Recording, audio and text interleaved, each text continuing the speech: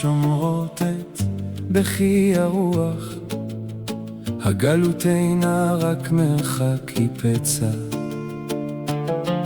הכבוד הנסתר באפר מחכה לקריאה, בעוד מרת הארץ שוכבת מרוסקת.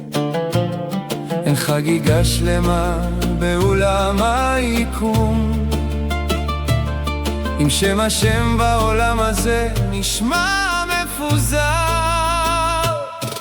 שמחו את ירושלים וגילו בה כל אוהביה, כל אוהביה. נעשה שלום בייחוד האור ואכלי השבו, זעיר אנפין שב אל הכלה של צידו, עבדו את השם בשמחה וגילו בירדה.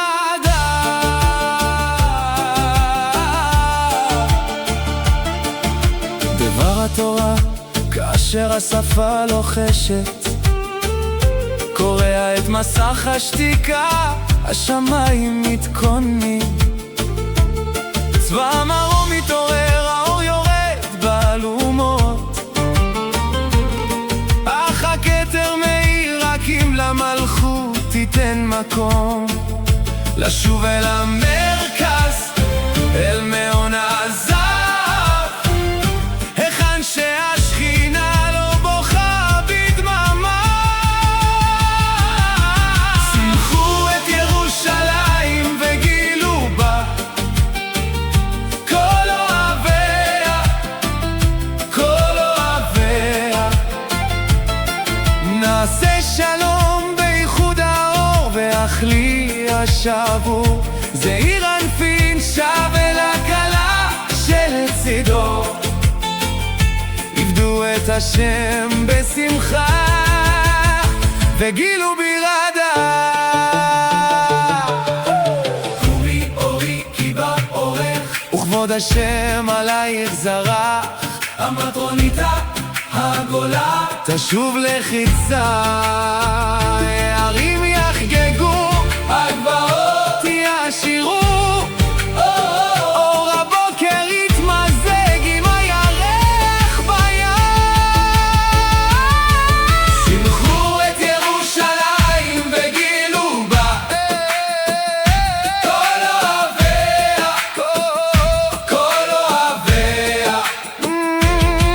נעשה שלום בייחוד האור ואכלי השבו, זעיר אנפין שב אל הכלה של צידו, עבדו את השם בשמחה וגילו בירדה. החגיגה מתקרבת, הרדה תהפוך לריקוד, ושני החצאים יהיו לנחלה אחת. אמן, אמן.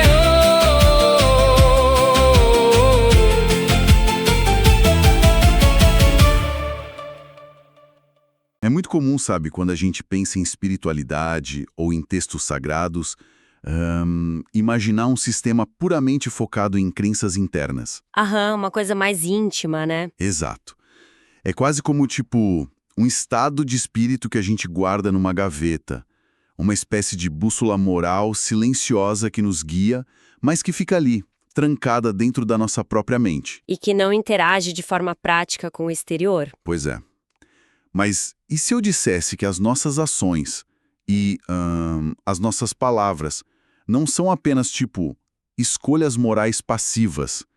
E se elas fossem engrenagens físicas, literais e brutas que movem a própria estrutura do universo? Nossa, isso já muda completamente o jogo. Muda demais. E é exatamente esse paradoxo monumental que a gente vai tentar desvendar hoje. O objetivo deste nosso mergulho profundo é explorar uma sabedoria mística fascinante. Sim, e uma sabedoria muito específica, extraída dos ensinamentos do Moré André Klein Rosa. Isso, lá da escola de Kabbalah, Bel Torah Missinai. Nós vamos nos debruçar sobre o Zohar, mais especificamente na porção de Bamidbar. que corresponde ao livro de Números na Torá, para quem está acompanhando. Exatamente. E o centro do nosso debate hoje é uma questão, no mínimo, desconcertante. Porque o serviço ao divino exige obrigatoriamente uma imensa alegria, mas ao mesmo tempo um profundo e inexplicável tremor.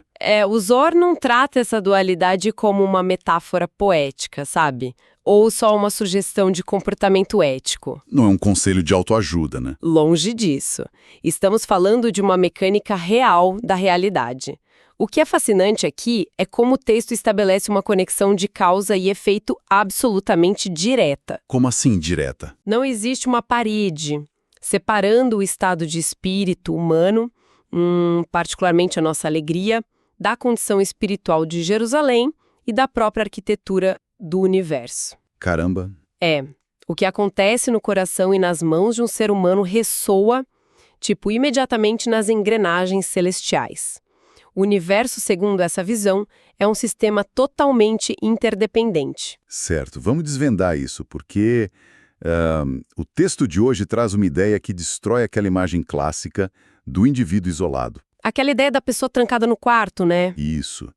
A gente costuma imaginar alguém ali no seu quarto, fazendo uma prece ou estudando um texto de forma solitária, achando que está ali, sozinho com os próprios pensamentos. O que é uma ilusão, segundo o Zohar.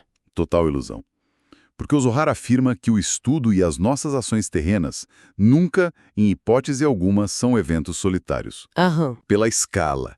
É dito que quando as palavras sagradas da Torá ou de um estudo profundo são pronunciadas por alguém, não é apenas uma onda sonora batendo na parede e se dissipando no ar. Sim, tem um impacto real. Um impacto absurdo.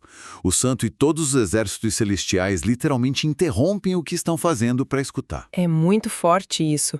E para entender o peso cósmico dessa ideia, a gente precisa olhar para a mecânica de uma mitzvah, assim como o texto descreve. E muita gente traduz mitzvah só como boa ação, né? Exato. Costuma ser traduzida de uma maneira um tanto simplista, como um preceito, um mandamento, ou só isso, uma boa ação. Mas a literatura cabalística revela um processo muito, mas muito mais sofisticado. Quando um ser humano realiza uma mitzvah no mundo físico, seja um ato de caridade, um momento de estudo ou o cumprimento de um preceito, essa ação condensa uma energia específica. Ela ganha uma forma. É isso. Ela deixa de ser apenas um verbo e passa a ser um substantivo. A ação se torna uma entidade real, viva e autônoma. O texto é muito gráfico sobre isso. Ele diz que essa entidade literalmente se levanta diante do divino, se enfeita e faz uma declaração formal. Uma declaração de pertencimento. Isso. Ela diz, abre aspas, esta pessoa me fez, e eu sou dele. Mas aí eu pergunto, como exatamente um ato físico, dar uma moeda para alguém que precisa, ou acender uma vela, ganha essa substância lá no plano espiritual? Como isso desperta algo lá em cima? É uma excelente pergunta. Bom, a melhor forma de visualizar esse despertar é pensar no princípio físico da ressonância simpática. Ressonância simpática. Explica isso melhor pra gente. Claro. Imagina que a gente coloque 2 diapasões afinados na mesma nota dentro de uma sala. Se você bater em um deles, as ondas sonoras invisíveis viajam pelo ar, certo? Certo, o som se propaga. E fazem o segundo diapasão, que estava paradinho lá do outro lado da sala, começar a vibrar sozinho. Caramba, incrível! Na visão do Zohar, o universo funciona de uma maneira bem similar. O plano superior e o plano físico estão afinados nas mesmas frequências. Ah, entendi. Então, ao realizar a mitzvah aqui embaixo, o ser humano é quem dá a batida no diapasão físico. Isso gera uma ressonância que obriga a frequência correspondente nas esferas superiores a despertar e vibrar também. A mitzvah personificada é justamente o resultado dessa ressonância. Então, não é como simplesmente riscar um item de uma lista de tarefas, de forma alguma. Não é um checklist. Pois é. Geralmente as pessoas tratam as obrigações morais como uma lista de supermercado. Alguém faz uma boa ação, mentalmente dá um visto naquilo e pensa, pronto, fiz a minha parte. Como se a ação acabasse ali, né? Exato.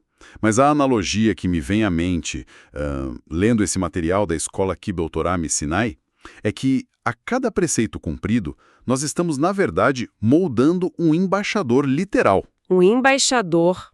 Gostei dessa imagem. Do que a gente cria. Ele veste as suas melhores roupas, viaja instantaneamente para uma corte cósmica, apresenta suas credenciais e diz: olha, eu vim representar quem me criou. Eu sou dele. É uma representação diplomática no cosmos, sem dúvida. E a responsabilidade envolvida nisso muda completamente a forma como a gente encara o cotidiano. Muda tudo. A ação não termina quando a mão se recolhe, sabe? Ela é apenas o lançamento dessa força diplomática. Mas peraí, isso soa lindo na teoria. Só que, levanta uma dúvida gigante. Se nós passamos a vida inteira criando esses embaixadores de luz que vão para os céus interceder por nós, para onde toda essa energia está indo? Não é uma energia que fica vagando sem rumo. Qual é o impacto prático dessa diplomacia cósmica? O que acontece depois que esse preceito se levanta e faz a sua declaração?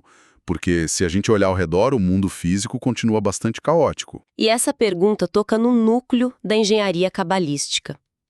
O material do Moré André Klein Rosa nos dá os termos exatos para entender o que esse embaixador faz. O Zohar chama esse resultado de fazer as pazes acima e abaixo. As pazes acima e abaixo. Isso.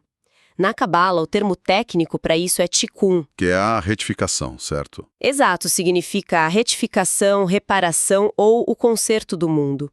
E esse conserto se dá através da criação de uma ponte entre duas dimensões muito específicas. Quais dimensões? De um lado, nós temos Zeirampin, que representa a força doadora celestial. É a emanação masculina divina que contém uma luz infinita e tem o desejo absoluto de conferir bênçãos. Tá, esse é o doador. Do outro lado, temos Malhut, que é o reino receptáculo terreno. Malhut é o aspecto feminino que recebe essa luz, a dimensão da realidade física em que a gente habita. Então temos uma força que quer dar infinitamente e um recipiente que precisa receber essa energia toda. O problema é que, no estado atual do mundo, essa conexão não é automática nem contínua. Tem um bloqueio aí. Exato. É aí que entra a ação humana. O ato de cumprir a mitzvah é o que ativa o fluxo entre o doador, que é Zeirampin, e o receptáculo, que é Malhut. Nós somos o interruptor. Perfeito. O ser humano atua como fio condutor que liga as duas pontas, fazendo essas pazes acima e abaixo. Sem o impulso humano aqui de baixo, a luz do doador não tem como se manifestar plenamente no mundo físico. Aqui é onde a coisa fica realmente interessante. Porque o texto ressalta que a maior evidência desse vínculo, a prova incontestável de que a paz foi estabelecida entre o doador e o receptáculo, é a alegria. A alegria como prova de funcionamento do sistema? Isso. A alegria não seria apenas uma emoção humana aleatória, né? Ela é o sintoma cósmico de que o sistema está conectado e funcionando. A alegria, nesse contexto, é a vibração da completude. É o que a gente sente quando o circuito fecha e a energia flui sem obstáculos. Mas espera aí. Se a engrenagem inteira do universo depende dessa conexão, e se a alegria é a força vital que prova que a gente fez o concerto, por que o Rabi Elazar introduz uma regra tão severa logo em seguida? O texto traz um freio bem específico. Sim, o texto diz que a festa só prevalece sobre uma condição específica e que a alegria irrestrita é proibida. Por que colocar freios na alegria, se ela é exatamente o que o universo precisa para ser consertado? Parece contraproducente. Se conectarmos isso a um panorama maior, as leis da física espiritual que o texto propõe, essa restrição do Rabi Elazar passa a ser uma questão de sobrevivência sistêmica. Sobrevivência? Sim. A regra diz que a alegria total e absoluta não é permitida a um ser humano durante o tempo em que Israel não reside na Terra Santa. E para entender isso, a gente precisa definir o que é Jerusalém ou Terra Santa na Cabalá. Porque não é um local geográfico comum, né? Exatamente. Não estamos falando de um código postal, de coordenadas de GPS ou de pedras de muralhas físicas. Jerusalém É a própria Sherinã. Ou seja, a presença divina. Isso mesmo, a Sherinã é a presença divina manifestada no mundo, e ela é a própria Sefirá de Malhut. E vale lembrar para quem está nos acompanhando que Sefirá é um termo para um canal ou dimensão na árvore da vida cabalística. Certo. E Malhut é o nosso mundo. Sim, Malhut é o nosso mundo, a infraestrutura que recebe a luz. O que o texto nos revela é que, enquanto a humanidade vive em um estado de exílio espiritual, cheio de fraturas, de guerras e dores, a própria Sherinã também está no exílio. O que significa que a infraestrutura receptora está danificada. Exatamente. Está avariada. Nossa, isso muda tudo. Para tentar ilustrar isso, para quem está ouvindo a gente, vamos esquecer aquela ideia aí emocional de apenas estar triste. Vamos pensar nisso como um sistema de engenharia colossal. Uma boa forma de visualizar. Imagina que Zeirintim, a força doadora lá de cima, seja a maior e mais potente usina hidrelétrica do universo. Ela tem capacidade para gerar uma quantidade infinita de energia luminosa e deseja enviar tudo isso para uma cidade. Aham. Essa cidade é Malhut, a Sherinã, a nossa Jerusalém espiritual. E a mitzvah, feita com alegria, é o interruptor que liga a usina à cidade. É uma analogia mecânica muito precisa. Só que tem um problema gravíssimo aí, né? O texto diz que a Sherinã jaz no pó, dispersa na escuridão do exílio. Na nossa analogia da hidrelétrica, isso significa que a rede elétrica da cidade foi bombardeada. Destruída. Os transformadores estão quebrados, os cabos de alta tensão estão rompidos no chão.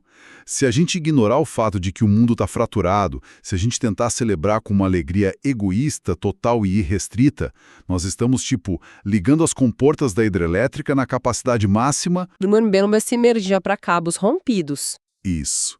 Se mandarmos toda a energia infinita de Zeir Anpin para uma rede elétrica despedaçada, o que acontece? Um curto-circuito catastrófico. A infraestrutura que já está fragilizada simplesmente entra em colapso.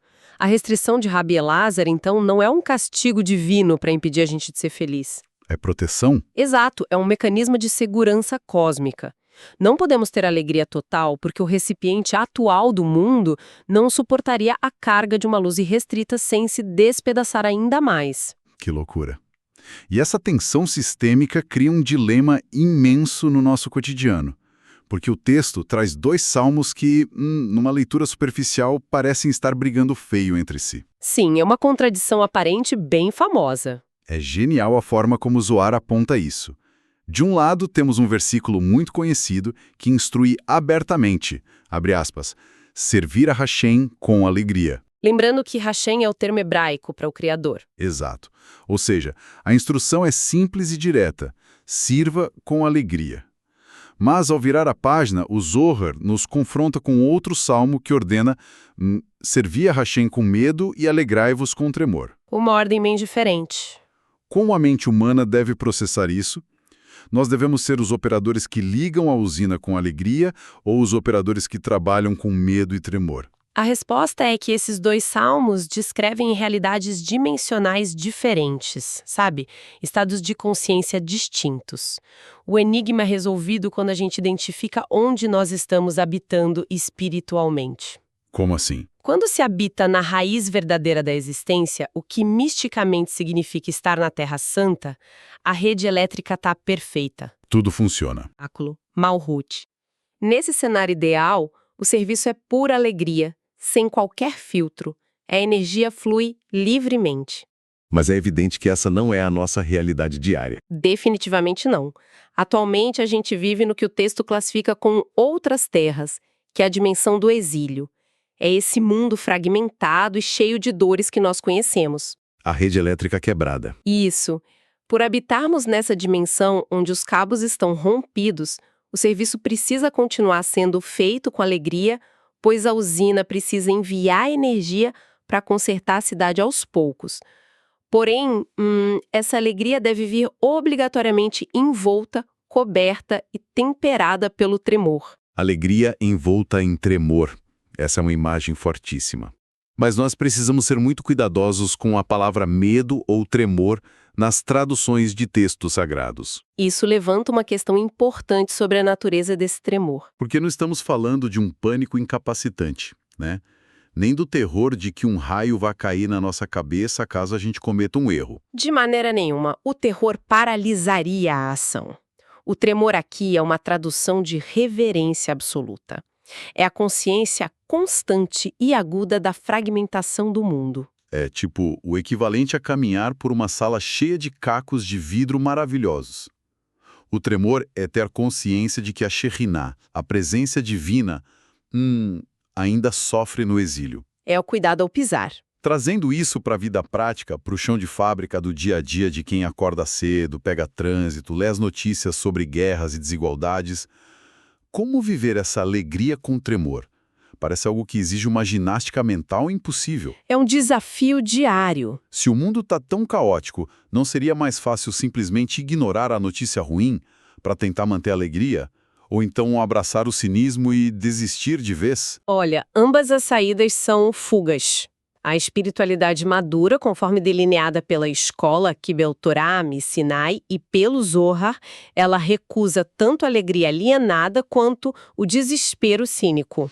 A alienação e o cinismo são os extremos errados. Isso. Uma pessoa alienada quer apenas o êxtase, sabe? Ela busca retiros e alienação mental para esquecer os problemas e ter uma alegria vazia. Já o cínico abraça o tremor e abandona a alegria, paralisando a engrenagem do universo de vez. E o operador maduro, o que ele faz? O operador maduro olha para a realidade e diz: olha, eu reconheço a dor, vejo que os cabos estão rompidos, esse é o tremor, mas, simultaneamente, essa mesma pessoa realiza o seu estudo, ajuda o próximo e age de forma ética com um entusiasmo genuíno. Ele ainda liga a chave. Exato. Essa é a alegria que injeta a força de reparação no sistema. O tremor atua tipo como um regulador de voltagem que impede que a alegria se torne uma alienação egoísta. Nossa, então a nossa alegria é a força motriz e o nosso tremor é o senso de realidade de que o trabalho de conserto ainda não acabou. Perfeito. Essa é a verdadeira empatia cósmica. Então, o que tudo isso significa? Fazendo um retrospecto profundo do terreno que a gente cobriu hoje. Nós começamos destruindo a ideia de que somos insignificantes. Nossas ações pesam muito.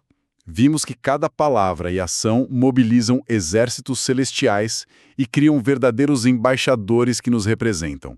Exploramos a engenharia fantástica do Tikkun. Entendendo que somos a ponte necessária entre a usina doadora e a cidade receptora. E através dessa analogia compreendemos o motivo da restrição de Rabi Elazar. Para não causar um curto-circuito em uma realidade fragmentada por exílio, a nossa existência exige esse estado de equilíbrio dinâmico, servindo com uma alegria envolta em tremor. E, sabe, toda essa arquitetura complexa nos conduz à promessa final, que é o grande clímax emocional dos ensinamentos do Moré André Clément Rosa sobre esta porção do Zohar. Tem uma luz do fim do túnel, então. Tem, e é uma luz imensa. A restrição não é uma sentença definitiva. O exílio, o pó, os fios rompidos da nossa metáfora, tudo isso é uma condição temporária e reversível. É provisório. O texto traz uma promessa irredutível de que a alegria pura, a alegria da união completa, ela está sendo preservada em segurança. Preservada por um ponto específico no tempo cósmico. Exatamente para o momento em que, segundo o Zohar, o santo virá e levantará definitivamente a Shekhinah do pó. Quando a presença divina for restaurada e os danos da infraestrutura do mundo forem totalmente reparados através das mitzvot acumuladas, a restrição finalmente cai. O regulador de voltagem não vai ser mais necessário. Não mesmo. A emoção que rege o universo deixará de ser alegria envolta em tremor e assumirá o termo hebraico para o regozijo absoluto. O texto descreve de forma espetacular que nesse dia os exércitos celestiais, muitas legiões, sairão em marcha para saudar a matrona. A Shekhinah. A Shekhinah, na grande e irrevogável festa do rei. Até que esse instante ocorra, cada detalhe do estudo, cada prece e cada ação ética são as ferramentas precisas de reconstrução que preparam o cenário para essa celebração final. Uau! O que nos deixa com a clareza de que cada atitude cotidiana, por menor que pareça, tem um impacto real na infraestrutura do universo. E pensando nessa grande festa final, nesse momento de regozijo onde a dor e o tremor não serão mais necessários, eu queria deixar um pensamento. Para quem está acompanhando a gente. Sim, uma provocação para ficar ressoando na mente da galera que acompanhou essa análise. Nós detalhamos no começo da conversa como a mecânica de uma mitzvah cria uma entidade, certo? Certo. Um embaixador que ganha vida autônoma, veste as suas melhores roupas, se apresenta diante da corte celestial e declara orgulhosamente: eu sou dele, foi ele quem me fez. Aquele diplomata que criamos. Exato.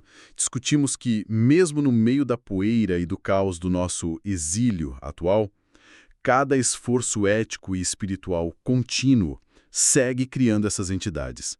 E na conclusão, o Zohar promete que, no fim dos tempos, muitas legiões sairão em desfile para saudar a presença divina nessa festa de união total. E sem reservas. A provocação é a seguinte: se cada ação correta ganha vida própria no plano espiritual, será que esses embaixadores silenciosos que nós esculpimos diariamente, através de pequenos atos de bondade, de paciência e estudo, são, na verdade, as próprias legiões que o Zohar menciona? É uma excelente forma de amarrar esses conceitos. Será que a gente não está, a cada dia de alegria envolta em tremor, recrutando e moldando ativamente o exército luminoso que vai celebrar a restauração do mundo? Faz todo sentido. Talvez aquele ato de paciência no trânsito ou a dedicação a um estudo árduo não seja apenas uma obrigação moral riscada em um papel.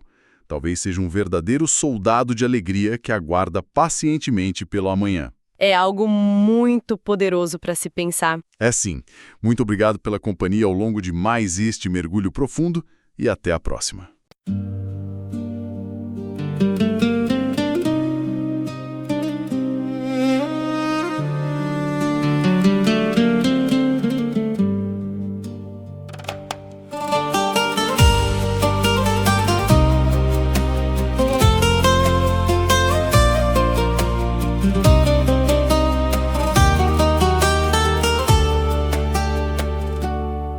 האבנים העתיקות שומרות את בכי הרוח, הגלות אינה רק מרחק, היא פצע. הכבוד הנסתר באפר מחכה לקריאה, בעוד מרת הארץ שוכבת מרוסקת. אין חגיגה שלמה באולם היקום, עם שם השם בעולם הזה נשמע מפוזר. שמחו את ירושלים וגילו בה כל אוהביה, כל אוהביה. נעשה שלום בייחוד האור ואכלי השבור, זעיר אנפין שבר הכלה של צידו. עבדו את השם בשמחה וגילו בירדה. דבר התורה כאשר השפה לוחשת, קורע את מסך השתיקה, השמיים מתכוננים. צבא מרום מתעורר, האור יורד בעלומות, אך הכתר מאיר רק אם למלכות תיתן מקום. לשוב אל המרכז, אל מעון הזהב, היכן שהשכינה לא בוכה בדממה. שמחו את ירושלים וגילו בה כל אוהביה, כל אוהביה. נעשה שלום בייחוד האור ואכלי השבור, זעיר אנפין שב אל הכלה של צידו. עבדו את השם בשמחה וגילו בירדה. קומי אורי כי באורץ השם עלייך זרח, המטרונית הבולה תשוב לכיסה, הערים יחגגו, הגבעות ישירו, אור הבוקר יתמזג עם הירח ביום. שמחו את ירושלים וגילו בה כל אוהביה, כל אוהביה. נעשה שלום באיחודה ואכלי השבו, זעיר אנפין שווה לכלה של צידו, עבדו את השם בשמחה וגילו בירדה.